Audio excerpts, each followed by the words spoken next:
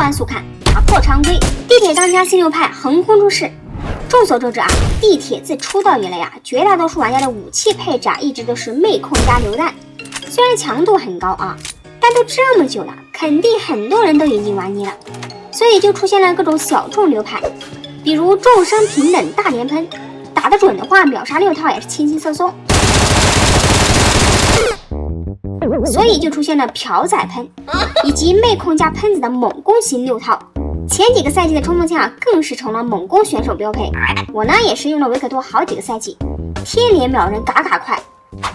但最近几个赛季呢，猛攻流则是妹控加大 G3 居多，精致 G3 加高爆子弹，也有着不俗的秒人能力，加上续航充足，一度成为猛攻选手的心头好。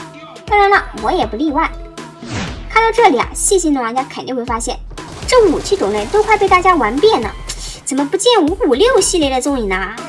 哎，本期视频它不就来了？以前为啥556的武器用的人少之又少呢？先拿经典对局的 M4 来说吧，在中远距离啊都有着不俗的表现，但近距离啊就差了不止一点意思了，所以就需要一把副武器来填充一下了。在这问一下大家啊，如果选择副武器会选择什么呀？是不是狗杂 G3 之类的？当然啊，这只是在经典。那在地铁，大家为什么不这样用呢？要知道 M4 之类的556系列啊，在配件的加持下，在地铁可堪称无后座，远距离稳的亚皮。要我说呀，问题出在2点。第一，子弹类型差异。玩过 M4 之类的应该都明白，这玩意儿后弹那是非常的快，一局想打完呀，最少都得带个400发以上。要是再带个狗杂啥的，你不得再带200发762啊？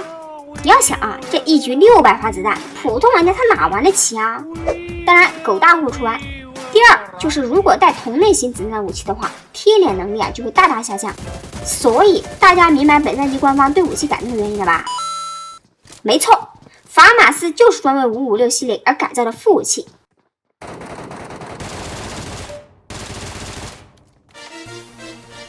至于说为什么不能当主武器呢？也有2点原因。第一，不能装更多的配件，后坐力太大，没有远程能力。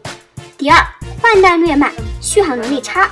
别看缺点这么大啊，它优点更大，射速快，爆发高，秒杀能力直追 G3，甚至还略高于狗杂。就这数值啊，绝对能成为556系列的贴脸扛把子好吧。所以喜欢追求稳定性的高玩们啊，有福了，不必再为副武器而纠结。以后在地铁啊，追求极致稳定就用 MC 或者 AOG 加法马斯，追求极致伤害呢就选妹控加 G3。下面我再给喜欢追求稳定的玩家来点干货。首先，主武器配置，现版本的 AOG 啊，其实已经和 M4 没多大区别了，伤害一样，后坐力差不多，完全可以凭个人喜好选择。其次是副武器法马斯，一定要带个红点啊，这个非常重要。由于法马斯击秒呢有点炸裂，基本上是用不了的。而且啊，别想着近距离学 G3 之类的打腰射，不然就会像我这样。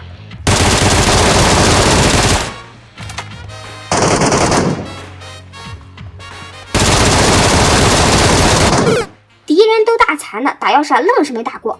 别说我枪马啊，来给大家看一波腰射对比就知道了。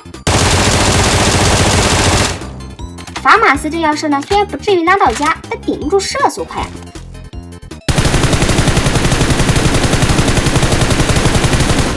这腰射不集中，但凡敌人随便动2下就打不到了，所以强烈建议大家使用的时候带延长枪款，并且一定要记着啊，开近的，相信我，谁用谁知道。好了，本期视频到此结束了，祝大家新赛季嘎嘎赚大钱，拜拜。